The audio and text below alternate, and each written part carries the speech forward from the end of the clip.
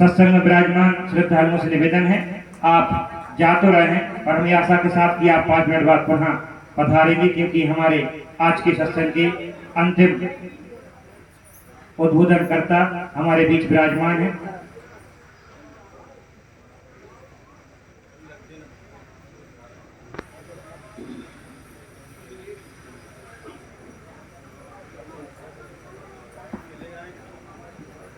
खंडमंडलाकारं व्याप्तं येन चराचरं तत्पदं दर्शितं येन तस्मै श्रीगुरुवे नमः।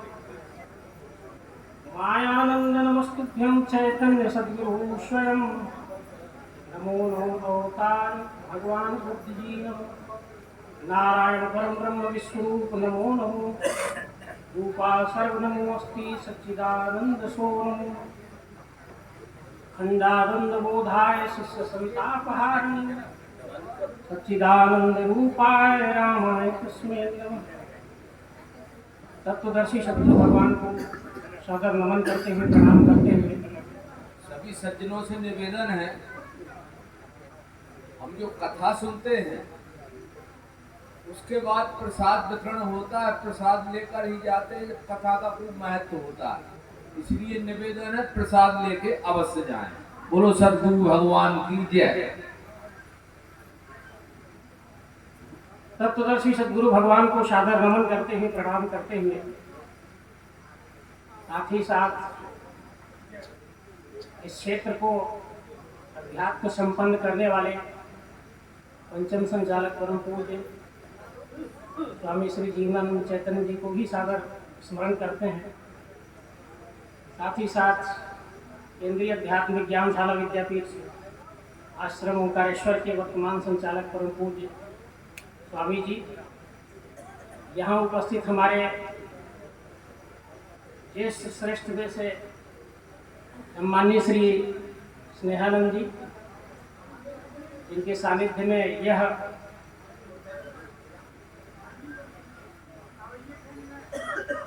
पचासवीं वर्ष में स्वर्ण जयंती महोत्सव के रूप में जो मानस मंडल की 1974 में स्थापना हुई थी, उसका उत्सव मनाया जा रहा है।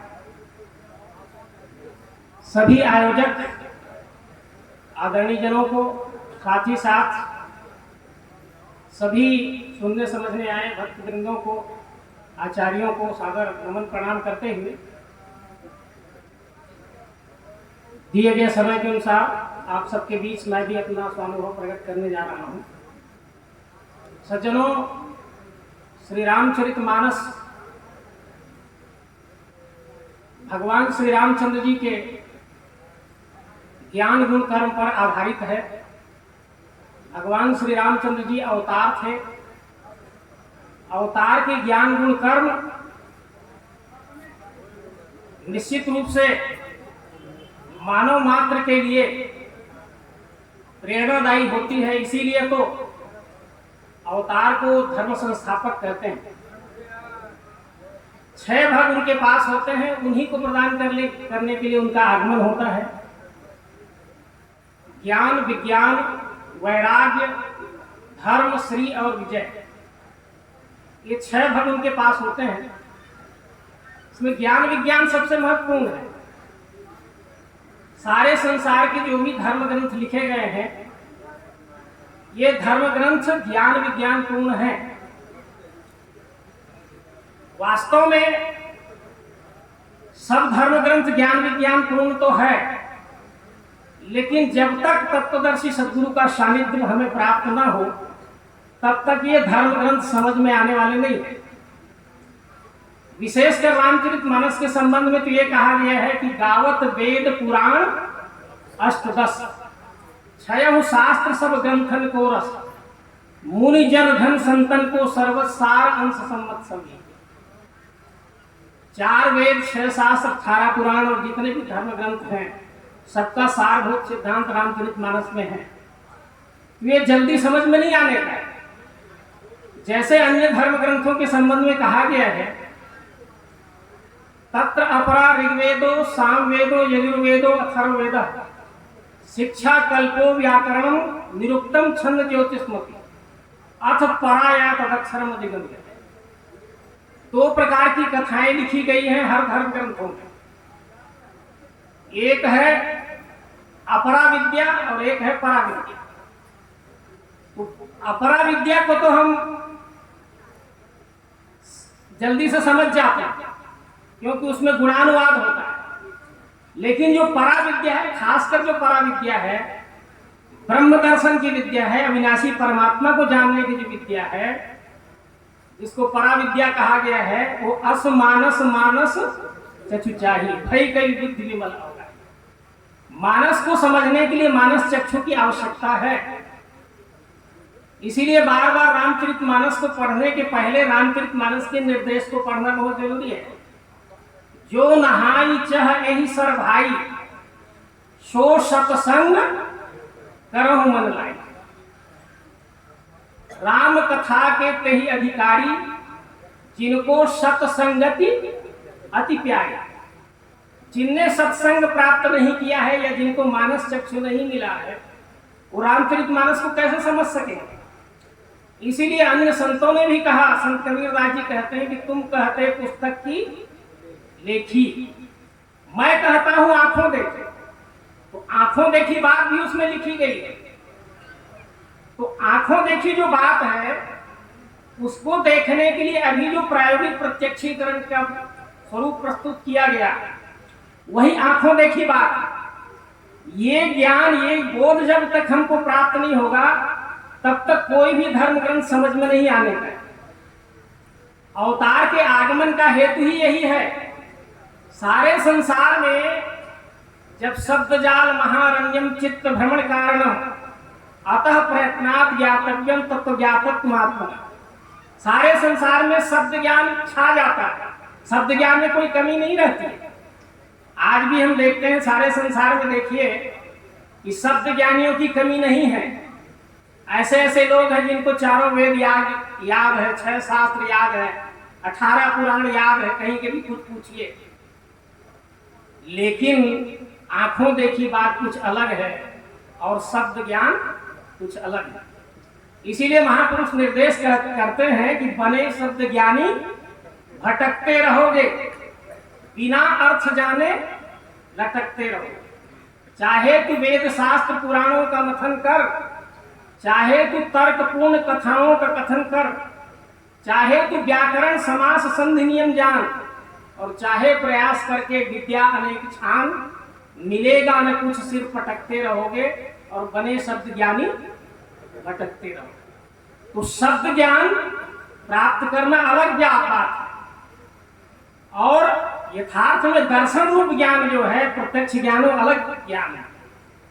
हमारा सौभाग्य है कि हमारे इस क्षेत्र में अध्यात्म संपन्न महापुरुष हुए हैं, जिनके सानिध्य में रामचरितमानस का आयोजन होता रहा है, आगे भी होता रहेगा। निश्चित रूप से अध्यात्म विद्या के बल पर जो प्रकट हुआ है अर्थ, उस अर्थ को समझना बहुत जरूरी है। निश्चित रूप से उसके लिए यह अध्यात्म विद्या को प्राप्त करना बहुत जरूरी है। अध्यात्म विद्या का नाम ही परमात्मा दर्शन की विद्या है। अध्यात्म विद्या कोई अलग चीज नहीं है, अध्यात्म नाम परमात्मा का है। और जिस विद्या से परमात्मा को जाना जाता है उसको कहते हैं अध्यात्म विद्या। रामचरितमानस में 2 प्रकार से बात को हमको समझना है। एक विश्वरूपी राम के संबंध में रामचरितमानस में, और एक अवतार राम के रूप में रामचरितमानस में। तो अवतार राम और विश्वरूपी राम दोनों को एक साथ मिला के जो वर्णन किया गया है, इसलिए हमको भ्रम हो जाता है। अवतार राम की बातों को हम नहीं समझ पाते। देखिए, भगवान श्री रामचंद्र जी ने जगह जगह ये बात कही। रामचरितमानस में महापुरुष जो हुए, जिनके संबंध में हम कहते हैं कि सम्मुखिन यह चरित्र सुहावा, बहुरी कृपा करी उमई सुना, सोई से काग वसुंडी दीना, राम भगत अधिकारी चीन्हा, तही पुन याज्ञवल्क मुनि पावा, तही पुनि भरद्वाज पति जाओ। तो ये ज्ञान की परंपरा है। भगवान शंकर ने जो विद्या दी समस्त महापुरुषों को, तो भगवान शंकर को कहां से ज्ञान प्राप्त हुआ? भगवान शंकर भी पूर्व बिन भव निधि तरे न कोई, जो बिरंच शंकर सम कोई। तो भगवान शंकर को भी तो कहीं से ज्ञान मिला रहा है, तो उनके गुरु से जो ज्ञान प्राप्त हुआ, निश्चित रूप से उसी ज्ञान को भगवान शंकर ने अन्य महापुरुषों को दिया, भक्तों को दिया। वो ज्ञान क्या है? उसी ज्ञान को देने के लिए तो अवतार का आगमन होता है। रामचरितमानस में जो ज्ञान परंपरा कही गई है, भगवान श्री रामचंद्र जी का अवतरण भी इसीलिए हुआ था।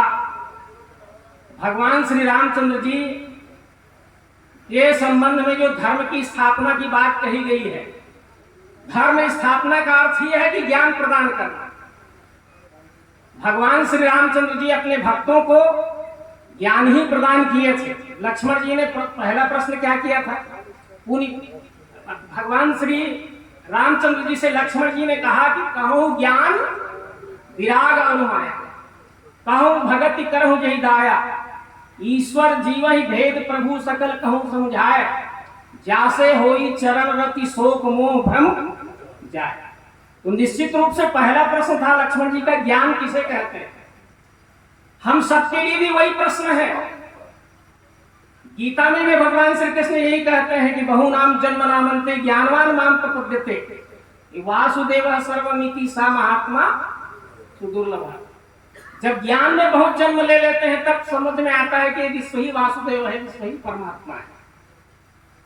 यही बात ज्ञान के संबंध में भगवान श्री राम कहते हैं लक्ष्मण जी को, ज्ञान मान जह एको नाही, देख ब्रह्म समान सब पाए। चराचर सृष्टि में ब्रह्म स्वरूप का दर्शन हो जाना ही ज्ञान है। तो ये ज्ञान हम कहां से प्राप्त करेंगे बताइए? रात दिन रामचरितमानस पढ़ रहे हैं, अध्ययन कर रहे हैं, पाठ हो रहा है। हमारे तरफ नवधा का आयोजन होता है बहुत ज्यादा। तो उस रामचरितमानस या अन्य धर्म ग्रंथों के तो बहुत से आयोजन हो रहे हैं, लेकिन इस आयोजन में अगर ज्ञान ही समझ में ना आए तो फिर क्या अर्थ होगा उसका बताइए? ज्ञान समझ में आएगा। ज्ञान का अर्थ ही होता है विश्वरूप दर्शन, परमात्म दर्शन। जब ते राम प्रताप खगेसा, उदित भयो अति प्रबल दिनेशा, पूरी प्रकाश रहे तिहु लोका, बहुतेन सुख बहुतेन मन शोका, जिन्हें शोकते कहूं भवानी, प्रथम अविद्या निशा नसानी। पहला काम भगवान श्री रामचंद्र जी ने किया, अविद्या रूपी रात्रि को समाप्त कर दिया। अविद्या रूपी रात्रि को समाप्त कैसे करेंगे जब तक विद्या प्राप्त नहीं हो? तो विद्या दिया, निश्चित रूप से धर्म की स्थापना का अर्थ है भगवान श्री रामचंद्र जी ने वह विद्या दे दी समस्त प्रजा को जिससे सब नर करहि परस्पर प्रीति, चलहि स्वधर्म निरत श्रुति नीति, राम भगत रत सब नर नारी, सकल परम गति के अधिकारी, वैर न कर काहूसन कोई, राम प्रताप विषमता कोई। सारी विषमताएं मिट जाएगी, सारी विषमताएं मिट गई, लेकिन विषमता कब मिटेगी कि बिन विज्ञान की क्षमता आओ, को अवकाश न पाओ। बिना ज्ञान विज्ञान के क्षमता नहीं आ सकती, धर्म की स्थापना नहीं हो सकती। भगवान श्री रामचंद्र जी ने यही काम किया, समस्त भक्तों को विद्या प्रदान की। तो वह विद्या को जानना पड़ेगा, उस विद्या को जानना पड़ेगा जिस विद्या के माध्यम से एक ब्रह्म स्वरूप सब पाए। तो उस विद्या को कैसे जानना? निश्चित रूप से यह प्रेम नगर है संतों का, जहां आना पड़ेगा कभी नहीं, इसी स्थान पे आना पड़ेगा, क्योंकि एकमात्र स्थान यही है। हम सब ये बात जानते हैं कि 4 युग में 10 अवतार होते हैं। जब सब मानव डूबे घोर अविद्या में, विश्व रूप सत भूले ही डोले व्यष्टि में, आसुरता तब छाई लूट मची जग में, त्राही त्राही जन बोले तब प्रगटे करेंगे। सब अवतारों के आगमन का यही हेतु है। जब मनुष्य अविद्या ग्रसित हो जाते हैं तो चारों तरफ निश्चित रूप से अविद्या का वातावरण छा जाता है और वैसा आचरण हो जाता है। अभी बार बार संचालक महोदय के द्वारा ये कहा गया कि रामचरितमानस में वर्णित ज्ञान, कर्म और भक्ति के संबंध में यहाँ बातें की जाएगी। तो ज्ञान, कर्म और भक्ति ही तो दी गई है रामचरितमानस में, अन्य धर्म ग्रंथों में। वो ज्ञान ही देने के लिए तो अवतार आते हैं, विद्या देने के लिए अवतार आते हैं। और उस विद्या का अर्थ ही है विश्वरूप दर्शन। समस्त अवतार 10 अवतार जो भी आए, सभी ने अपने स्वरूप का बोध कराया। भगवान राम हो चाहे भगवान श्री कृष्ण हो, वो ये कहते हैं कि मेरा 3.5 हाथ का स्वरूप ये है। देखिए, इस बात को समझना बहुत जरूरी है। 2 बातों में विशेष रूप से हम फंसे हैं। एक तो अवतार को ही परमात्मा मान लेते हैं, सिर्फ सीमित भाव, यद्यपि अवतार परमात्मा से भिन्न नहीं है। दूसरी बात यह है कि जगत से भिन्न परमात्मा मानते हैं। ये चराचर सृष्टि जगत है और परमात्मा कहीं साथ में आसमान, क्षीर समुद्र, वैकुंठ लोक आदि में होंगे। ये जो हमारी मान्यता है, यही सबसे बड़ा भ्रम है। और ये दोनों भ्रम जो है बिना विश्वरूप दर्शन के बिना, इस अध्यात्म विद्या के बिना समाप्त नहीं हो सकता। निश्चित रूप से अवतार जो आते हैं, भगवान जो आते हैं, ये बताने के लिए आते हैं कि मेरा 3.5 हाथ का स्वरूप ये है और मेरा तात्विक स्वरूप ये है। भगवान श्री कृष्ण क्या कहते हैं? मद भक्त्या मामि जानाति यावन्यश्चास्मि तत्त्वतः ततो माम तत्त्वतो ज्ञात्वा विशदे तदनंतरम्। मेरे भक्त मुझे तत्व से जानते हैं। वैयक्तिक स्वरूप से तो रावण भी जान रहा था उनको, शरीर की दृष्टि से रावण नहीं जान रहे थे क्या? भगवान राम को शरीर की दृष्टि से जान रहे थे, लेकिन तात्विक स्वरूप पता नहीं था। इसी प्रकार दुर्योधन, कंस आदि जो है वो भगवान श्री कृष्ण को नहीं जानते थे। सब जानते थे लेकिन तात्विक स्वरूप को नहीं जानते थे। तो भगवान राम, भगवान श्री कृष्ण जो भी भगवान है, भगवान का तात्विक स्वरूप ये विश्वरूप है। इसीलिए तो भगवान राम कहते हैं कि अब गृह जाऊं सखा सब और भजहु मोहि दृढ़ नेम। ये सदा सर्वगत सर्वहित जानि करहु अति प्रेम। अभी बात कही गई, कुछ लोगों को इसमें ठेस पहुंचता है। यद्यपि भगवान श्री रामचंद्र जी ने कहा है कि कहूं भगति पथ कवन प्रयासा, न जोग न जप न तप न मख न उपवासा। क्या योग गलत है? क्या जप गलत है? कि तप गलत है? कि भक्ति गलत है? ये सब गलत नहीं है, इसके अर्थ गलत हो गए, इसीलिए कहना पड़ा इसको। योग गलत नहीं है, जप गलत नहीं है, पूजा गलत नहीं है, पाठ गलत नहीं है, लेकिन इसके अर्थ इसलिए गलत हो गए क्योंकि हम विश्वरूप को परमात्मा स्वरूप नहीं जान करके विश्वरूप को कहीं दूसरे जगह जानते हैं, दूसरे जगह हम मानते हैं। भगवान श्री रामचंद्र जी का आदेश है या अन्य महापुरुषों का आदेश है, त्वमेव माता च पिता त्वमेव, त्वमेव बंधुश्च सखा त्वमेव, त्वमेव विद्या द्रव्यम त्वमेव, त्वमेव सर्वम मम देव देव। हे प्रभु, तू ही तो माता पिता के रूप में है, तू ही तो भाई बंधु सखा के रूप में है, तू ही तो समस्त संपदा के रूप में है और तू ही सर्व रूपों में है। और हम इसका उल्टा अर्थ करते हैं जो सातवें आसमान तरफ, हे प्रभु तू ही माता है, तू ही पिता है, तू ही बंधु है, तू ही सखा है। जब उधर ऐसा हाथ करके बतलाते हैं, इशारा उधर करते हैं, तो जय जय अविनाशी सब घटवासी व्यापक परमा नंदा, तो ये सब कहां चला जाता है? निज प्रभु मैं देखहि जगत तो कासन करहि विरोध। भाई जब विश्वरूप ही राम है, जगत ही प्रभु श्री राम है, जगत ही परमात्मा है। आद्य शंकराचार्य जी कहते हैं दृष्टिम ज्ञानमयी कृत्वा पश्येद ब्रह्ममयम जगत सदृष्टि परमोदाहरण नाशाग्रवलोकनी पश्येद ब्रह्ममयम जगत। ज्ञानमय दृष्टि करिए, ये जगत ही प्रभु परमात्मा का स्वरूप है। ये ज्ञान बोध हमको प्राप्त करना है, ये ज्ञान विज्ञान प्राप्त करना है। यही बात अवतार कहते हैं। भगवान श्री कृष्ण कई बार दोहराते हैं, मनुष्यानाम सहस्रेषु कश्चित यतत सिद्धे यततामपि सिद्धानाम कश्चिन माम वेत्ति तत्वतः। हजारों मनुष्यों में कोई मुझे तत्वतः जानता है। तो तत्वतः जानना अलग बात है, तो तत्वतः क्या नहीं जानना चाहिए क्या हमको? तत्वतः ही जानना है और हम तत्वतः नहीं जानते। हम वैयक्तिक रूप से जानना चाहते हैं और वैयक्तिक रूप से जानने के कारण हमारा ज्ञान जो है तमोगुणी ज्ञान हो जाता है। ज्ञान के 3 प्रकार बताए गए हैं गीता में। गीता को अच्छी तरह से पढ़िए। हमारे इधर क्या परंपरा है मेरे को तो नहीं पता, लोग जो है मरने के समय गीता सुनाते हैं, बाकी समय गीता से कोई मतलब नहीं। और इधर हम कहते हैं कि बड़े बड़े जितने विद्वान हैं सबने गीता के ऊपर भाष्य किया, तो कब किया है? मरने के समय। सबने बड़े बड़े ने भाष्य किया है गीता के ऊपर। 500 भाष्य हैं संसार में गीता के, 500 से ऊपर भी हो गए होंगे, और बड़े बड़े महापुरुषों ने भाष्य किया। तो उनको नहीं लगा होगा कि मरने के टाइम सब सुन लेंगे, कोई दिक्कत नहीं है। तो हमने अर्थ गलत किया और सारे योग यज्ञ जब तब का अर्थ गलत हो गया। अर्थ को सही करने के लिए निश्चित रूप से तत्व रूप से परमात्मा स्वरूप का बोध प्राप्त करना पड़ेगा। और तात्विक स्वरूप में यही समझ में आता है, अपने सहित आदि मध्य अंत रहित कहूं सब आप सहित गोविंद, क्षर अक्षर यह भेद बताए काटन भ्रम को फंद। भ्रम जो है, बड़े बड़े लोग भ्रम में फंसे हैं, इसको दूसरे रूप में बताया गया है, सगुण साकार और निर्गुण निराकार। सारे संसार के मतपन संप्रदाय को यदि देखा जाए तो दो रूपों में लोग मानते हैं। कुछ लोग कहते हैं परमात्मा सगुण साकार है और कुछ लोग कहते हैं निर्गुण निराकार। ये भी कहना ही है, जानना नहीं है। अगर जानना होता तो एक स्टेप आगे बढ़ते, इससे कुछ आगे भी है, वहीं तक सीमित रह गए। सगुण साकार वालों ने सिर्फ व्यक्ति रूप माना परमात्मा को, निर्गुण निराकार वालों ने सिर्फ परमात्मा को कल्पना माना। निर्गुण निराकार हुआ है कि जो दिखता नहीं है और जो है जरूर पर दिखता नहीं है।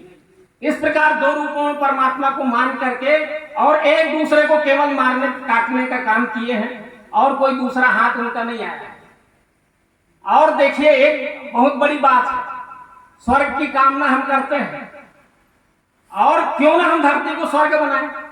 यही स्वर्ग बन सकता है कि नहीं बन सकता? जो इसको स्वर्ग नहीं बना सकता, इसको नरक रूप में देख रहा है, स्वयं नरक भोग रहा है, वो स्वर्ग की कामना करता है। निश्चित रूप से यही स्वर्ग हो सकता है। नरक है ना कहीं, स्वर्ग है ना कहीं, होता कर्मों का लेखा वो जोखा ये।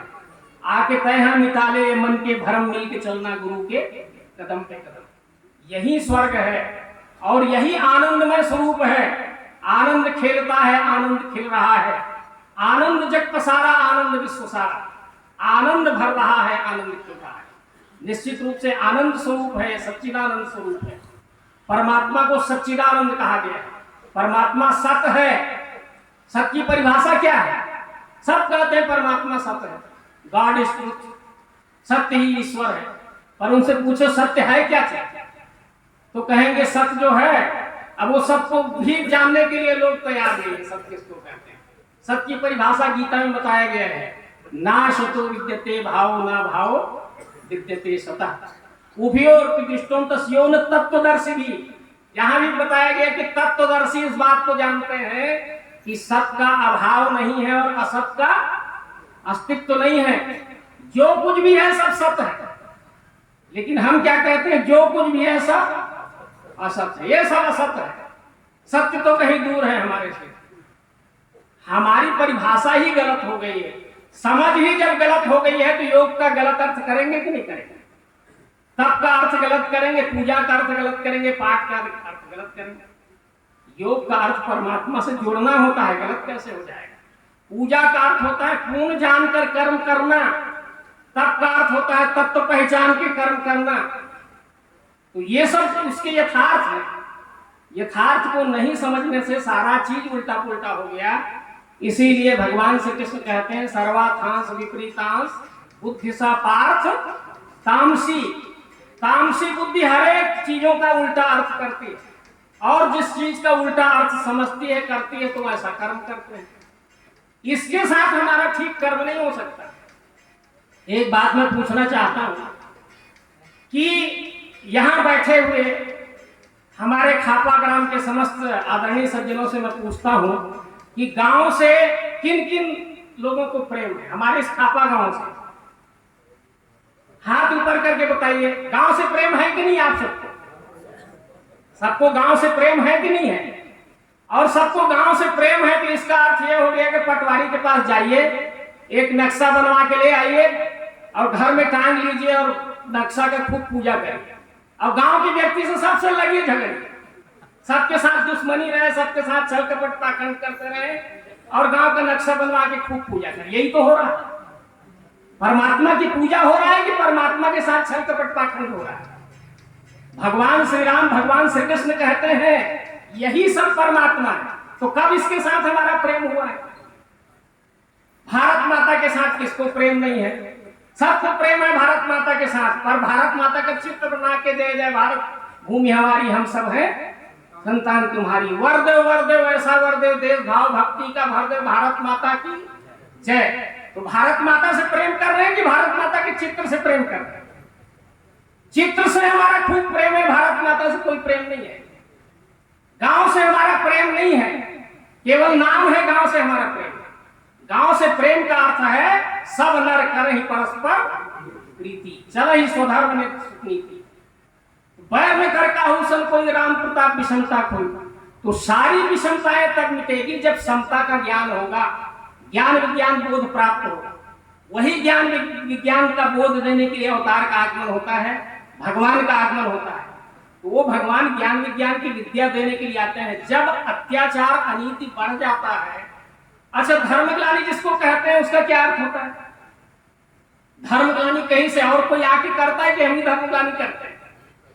अरे हम ही करते हैं, हम ही छल कपट पाखंड करते हैं एक दूसरे से, उसी का नाम तो धर्मग्लानि है। और धर्मग्लानि क्या चीज है? सबसे प्रेम करना धर्म की स्थापना है और सबसे द्वेष करना धर्मग्लानि है। तो किससे द्वेष करते हैं? अपनों से ही द्वेष होता है, अपनों से ही छल कपट पाखंड हो रहा है। एक व्यक्ति दूसरे को ठग रहा है, ठगा कर रहा है, इसका पता नहीं। देखिए एक आदमी जो है दवाई में मिलावट करके बेच रहा है और वो सोचता है मेरे को बहुत फायदा है दवाई में मिलावट करके, और एक आदमी मिठाई में मिलावट करके बेच रहा है। तो दवाई वाला जो है मिठाई खाता है कि नहीं खाता? तो मिठाई खाएगा तो उसका तबीयत खराब नहीं होगा, और मिठाई वाला दवाई खाता है कि नहीं खाता? तो ठग कौन रहे हैं एक दूसरे को? अरे भाई दवाई वाला भी शुद्ध बेचे और मिठाई वाला भी शुद्ध बेचे, इतनी तो बात इतनी सी है। सब शुद्धता से रहे, सब प्रेम से रहे, सब छल कपट पाखंड छोड़ करके रहे, पर ये होता नहीं है। क्यों नहीं होता? क्योंकि हम इसको द्वेष दृष्टि से देखते हैं। अभी हमारी बहन जी ने कही ना, इसके साथ हमारा प्रेम नहीं है, इसके साथ छल कपट पाखंड करते हैं, और इसी के साथ प्रेम में धारा बह जाए, उसी का नाम तो भक्ति है। तो इसके साथ प्रेम में धारा कब बहेगा? कि जब निज प्रभु मैं देखहि जगत आसन करहि विरोध, निज प्रभु मैं देखहि जगत। ये देखना कब होगा? जाने बिन न होई प्रतीति, बिन प्रतीति होई नहीं प्रीति, प्रीति बिना नहीं भक्ति निढ़ाई जिन खगेश जल की चिकनाई। ये इस तरह है, ये क्रम है। पहले जानना होगा, और जानने का नाम ही ज्ञान है। ज्ञान से बहुत दूर होते चले जा रहे हैं। हम तीनों को अलग अलग मान रहे हैं, ज्ञान अलग है, भक्ति और कर्म अलग है, और भक्ति अलग है। तीन मार्ग हो गए, ज्ञान मार्ग अलग हो गया, कर्म मार्ग अलग हो गया, भक्ति मार्ग अलग हो गया। जबकि वास्तव में ज्ञान जब हम प्राप्त करेंगे तभी हमारा कर्म ठीक होगा, और ज्ञान युक्त कर्म का नाम ही भक्ति है। तीनों तीन नहीं है, अब तीनों को अलग अलग करके सब गड़बड़ हो गए। यहां वो सूत्र दिया जाता है, जब प्रायोगिक प्रत्यक्षीकरण की विधि से हम जान जाते हैं अपने सहित आदि मध्य अंतरहित विश्व ही परमात्मा है, तो विश्व से कौन छल कपट पाखंड करेगा? ये हमको समझ में आना चाहिए कि हम छल कपट पाखंड कर रहे हैं, माने परमात्मा से ही छल कपट पाखंड कर रहे हैं। तो फिर योग किसका नाम, फिर जप किसका नाम, फिर तप किसका नाम? सारा चीज का, सभी चीजों का अर्थ बदल जाएगा। यथार्थ में हम पहुंच जाएंगे, विश्व ही परमात्मा है, विश्व से हम सब भिन्न नहीं है। जिस प्रकार हमारे देह का अंग हमसे अलग नहीं है, उसी प्रकार विश्व से हम अलग नहीं है।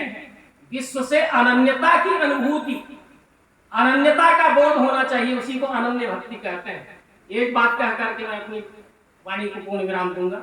इस बात को और भी मैं कह चुका हूं, पर इसको बार बार स्मरण करना पड़ेगा। हनुमान जी ज्ञानी थे कि विज्ञानी थे कि भक्त थे? क्या थे बताइए? ज्ञानी थे, विज्ञानी थे कि भक्त थे?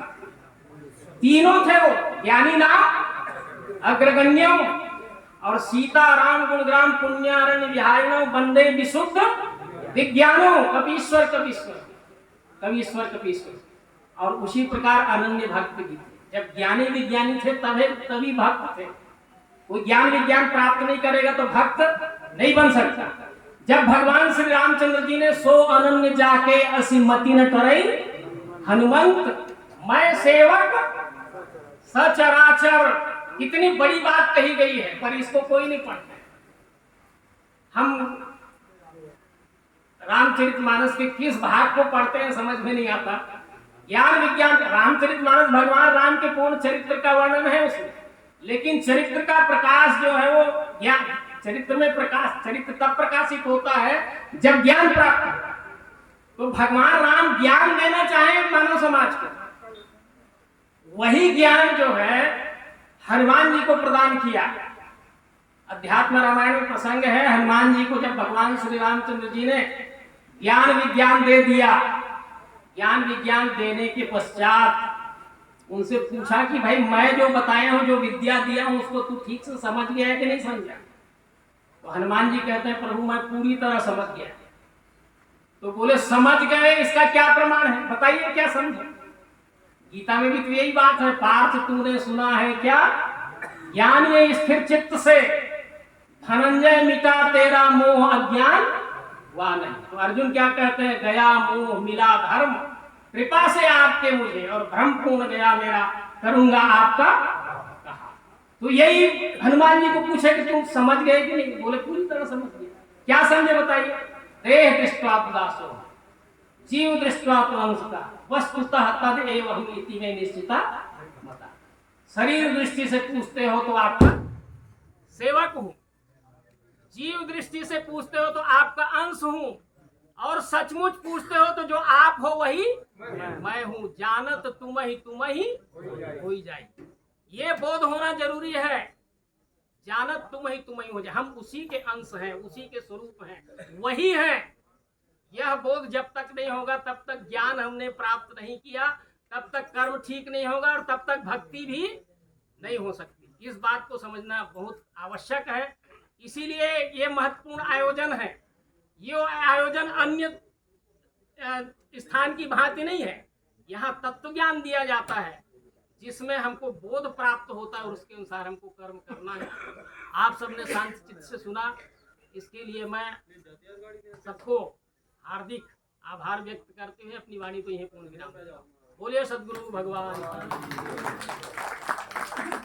बिल्कुल सच में राम ही केवल प्रेम प्यारा, जान ले जान निहारा। प्रेम को जानिए, प्रेम का व्यवहार करिए। और कबीरदास जी ने कहा है, कबीरा हम पैदा हुए, कबीरा हम पैदा हुए, जग हंसे हम रोए, ऐसी करनी कर चले हम हंसे जग रोए। यानी हमें भी कर्म में भी लाना है, ज्ञान भी प्राप्त करना है, तभी हम भक्ति प्राप्त करेंगे। इन्हीं बातों के साथ आज आरती होगी। आरती के पश्चात आप प्रसाद ग्रहण